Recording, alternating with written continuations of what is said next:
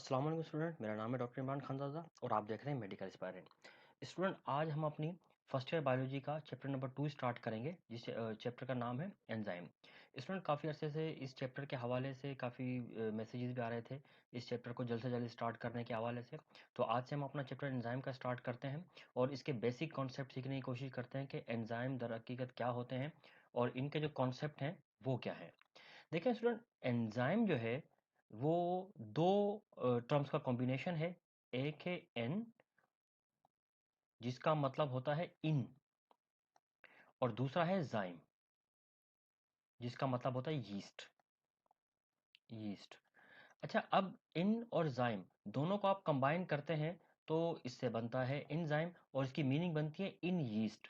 अब इसकी ये मीनिंग क्यों है और ये नाम क्यों रखा गया? असल में दुनिया का जो सबसे पहला एंजाइम था वो यीस्ट में डिस्कवर हुआ था और उस एंजाइम को आज हम डायस्टेज एंजाइम के नाम से जानते हैं। यानी डायस्टेज दुनिया का पहला एंजाइम था जो कि डिस्कवर हुआ था और वो डिस्कवर हुआ था यीस्ट में। अच्छा, ये जो डायस्टेज का जो एंजाइम है, इसको डिस्कवर करने वाले जो साइंटिस्ट था, एक केमिस्ट था जिसका नाम था एंसेल्मे पेयन।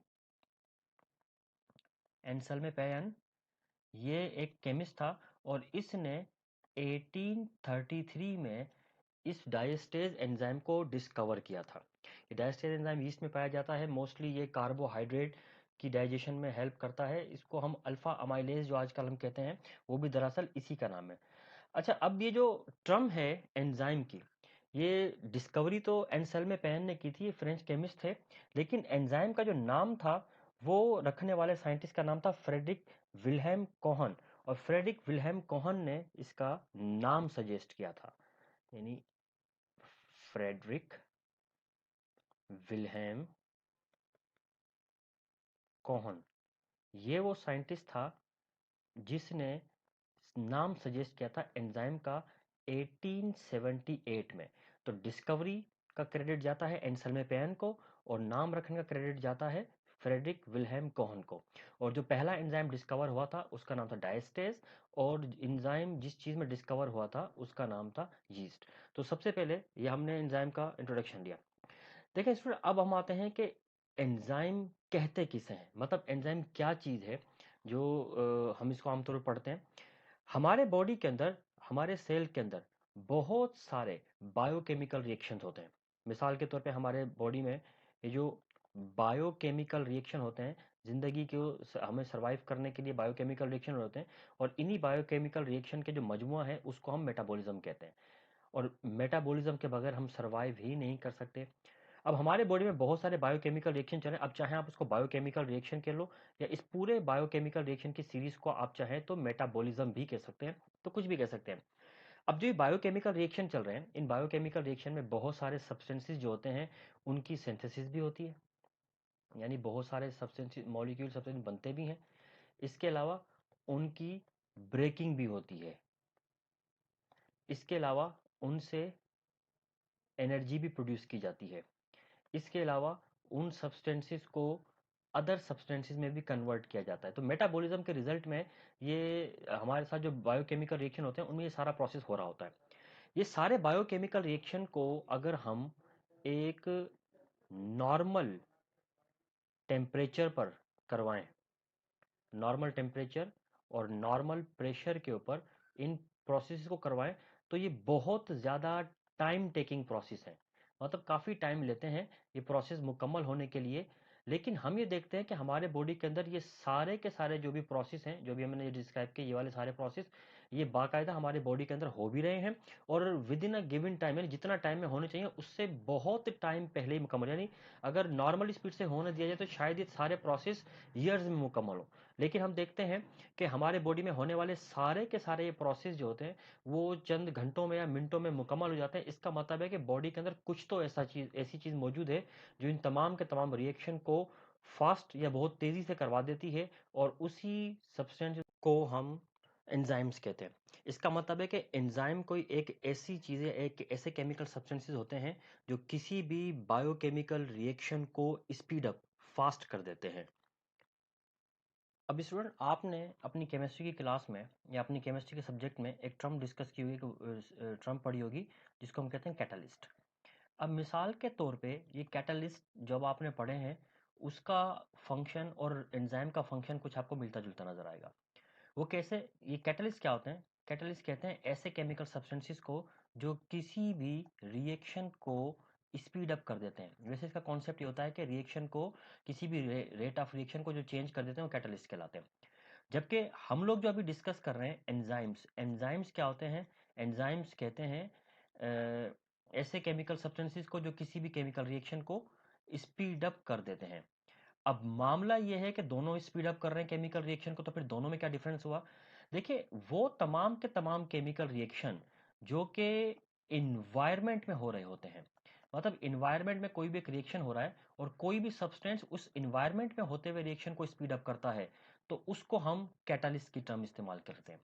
लेकिन अगर मिसाल के तौर पे यही केमिकल रिएक्शन बजाय इन्वायरमेंट के किसी भी लिविंग सिस्टम में हो रहा है, सेल में हो रहा है, लिविंग ऑर्गेनिज्म के अंदर हो रहा है, तो इसके लिए हम टर्म यूज करते हैं एंजाइम। इसका मतलब ये हुआ कि फंक्शनली कैटलिस्ट और एंजाइम जो होता है इसमें कोई भी किसी भी किस्म का डिफरेंस नहीं होता। अगर किसी भी किस्म का कोई इनमें डिफरेंस होता है तो सिर्फ इस चीज का कि एंजाइम जो होते हैं वो लिविंग सिस्टम में काम करते हैं, जबकि कैटलिस्ट एनवायरनमेंट में फंक्शन परफॉर्म करते हैं। इसीलिए हमसे अगर पूछा जाता है कि व्हाट इज एंजाइम, तो हम लोग एंजाइम के लिए हम आमतौर पे एक और भी टर्म यूज करते हैं कि enzymes are biocatalyst. Enzymes are biocatalyst. Bio ने इस लिविंग सिस्टम को रिप्रेजेंट कर दिया और कैटालिस्ट ने इस स्पीड अप के फंक्शन को रिप्रेजेंट कर दिया। तो इसका मतलब है कि एंजाइम जो है ना वो कैटलिस्ट की तरह ही होते हैं, लेकिन वो कैटलिस्ट होते हैं जो कि लिविंग सिस्टम में अपना फंक्शन करते हैं। तो अब हमारे पास दो कॉन्सेप्ट हो गए कि एंजाइम क्या होते हैं। एंजाइम जो है ना बायो कैटलिस्ट होते हैं, और दूसरा कॉन्सेप्ट हमारे पास क्या आया कि एंजाइम जो होते हैं वो करते क्या हैं, वो किसी भी किस्म के फंक्शन को या किसी भी किस्म के रिएक्शन को स्पीड अप कर देते हैं। अब सवाल ये पैदा होता है कि वो किसी भी केमिकल रिएक्शन को स्पीड अप कैसे करते हैं। देखें, एंजाइम किसी भी केमिकल रिएक्शन को जो स्पीड अप करते हैं वो स्पीड अप करते हैं एक्टिवेशन एनर्जी की रिक्वायरमेंट को कम करके। सबसे पहली बात है कि एक्टिवेशन एनर्जी क्या है। एक्टिवेशन एनर्जी कहते हैं कि minimum amount of energy required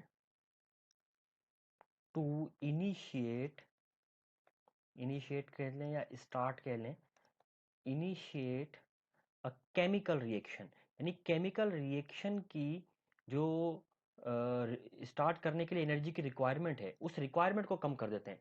energy की रिक्वायरमेंट जितनी कम होगी उतनी कम एनर्जी लेकर ही वो अपना फंक्शन स्टार्ट कर देगा। एनर्जी की रिक्वायरमेंट जितनी ज़्यादा होगी उसको उतना ज़्यादा टाइम लगता है कि अपनी रिक्वायर्ड अमाउंट की एनर्जी को एनवायरमेंट से एब्जॉर्ब करे फिर रिएक्शन को स्टार्ट कराए। वैसे एक्टिवेशन एनर्जी का हमारा टॉपिक जो है वो नेक्स्ट टॉपिक है, इसको हम डिटेल से एग्जांपल के साथ पढ़ेंगे कि एक्टिवेशन एनर्जी क्या होती है। लेकिन फिलहाल एंजाइम के कॉन्सेप्ट को समझने के लिए इस वक्त ये एक्टिवेशन एनर्जी को समझना हमारे लिए ज़रूरी था। तो अब एंजाइम के हवाले से हमने तीन कॉन्सेप्ट पढ़े। एक तो ये कि एंजाइम्स क्या होते हैं, हमने पढ़ा कि एंजाइम्स जो हैं वो होते हैं बायोकैटालिस्ट, यानी एंजाइम जो हैं वो बायो कैटालिस्ट होते हैं।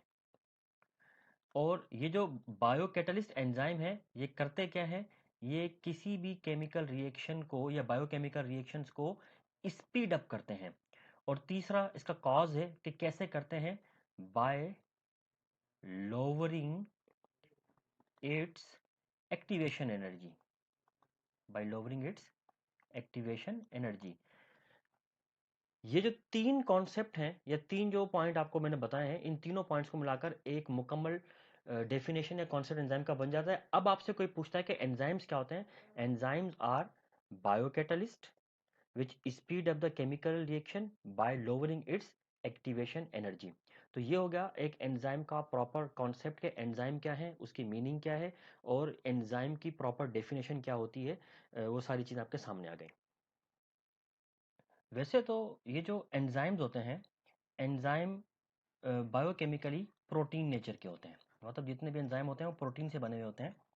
लेकिन 1980s में दो साइंटिस्ट थे, एक का नाम था सिडनी अल्टमैन और दूसरे का नाम था थॉमस सैच, एक का नाम था थॉमस सैच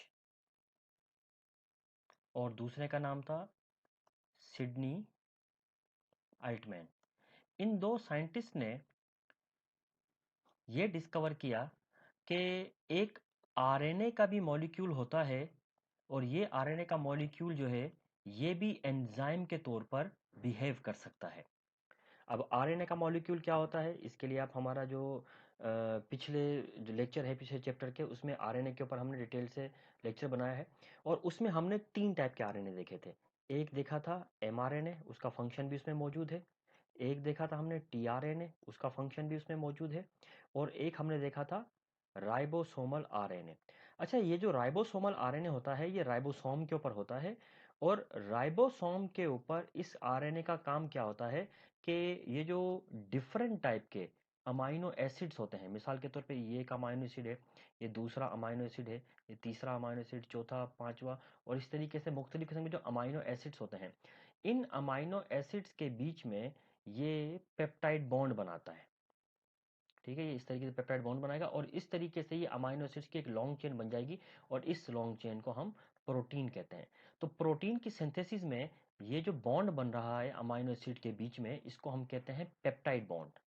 इसको हम पेप्टाइड बॉन्ड कहते हैं और पेप्टाइड बॉन्ड की सिंथेसिस जो है वो राइबोसोमल आरएनए करवाता है और राइबोसोमल आरएनए इस पेप्टाइड बॉन्ड की सिंथेसिस को स्पीड अप करने का काम भी करता है। तो इसका मतलब है कि ये जो मैक्रो मॉलिक्यूल बन रहा है, जिस तरह के हमने अभी पिछले लेक्चर में आप पीछे देख सकते हैं, हमने पढ़ा था कि मेटाबॉलिज्म या बायोकेमिकल रिएक्शन के दौरान कुछ बायोमोलिक्यूल बनते भी हैं, कुछ ब्रेक भी होते हैं। तो यहाँ पर इस केस में बायोमोलिक्यूल बन रहा है इस पेप्टाइड बॉन्ड्स की वजह से। और पेप्टाइड बॉन्ड बनने के जो प्रोसेस है, उस प्रोसेस को ये ribosomal RNA further speed up कर देते हैं। तो इसका मतलब है कि ये राइबोसोमल आरएनए जो है ये एक एंजाइम के तौर पे एक्ट कर रहा है। अब मामला ये था कि एंजाइम जितने भी हैं सब के सब बने हुए हैं प्रोटीन से। मतलब हमारे बॉडी में जितने भी एंजाइम्स पाए जाते हैं वो सारे के सारे एंजाइम प्रोटीन से बने हुए हैं। लेकिन ये एक ऐसा एंजाइम आ गया था जो सिर्फ आरएनए के मॉलिक्यूल से बना हुआ था। ये नॉन प्रोटीनस नेचर का एक एंजाइम था, इसलिए बाकी एंजाइम से इसको डिफ्रेंशिएट करने के लिए नाम दिया गया राइबोजाइम का। ठीक है, राइबोजाइम का नाम दिया गया। इसमें राइबो जो है वो राइबो न्यूक्लिक एसिड मतलब आरएनए से लिया गया है और जाइम जो है एंजाइम से लिया गया है, इससे दोनों को कंबाइन करके राइबोजाइम। तो राइबोजाइम एक ऐसा एंजाइम होता है जो प्रोटीन नेचर का नहीं बल्कि आरएनए नेचर का एक एंजाइम होता है। स्टूडेंट, ये एंजाइम के बारे में एक छोटा सा इंट्रोडक्शन था। अब हम एंजाइम के हवाले से अपना पहला टॉपिक जो है डिस्कस करेंगे और उस टॉपिक में हम एंजाइम की जो कैरेक्टरिस्टिक हैं और इसके अलावा एक्टिवेशन एनर्जी है, इन चीज़ों को डिस्कस करेंगे।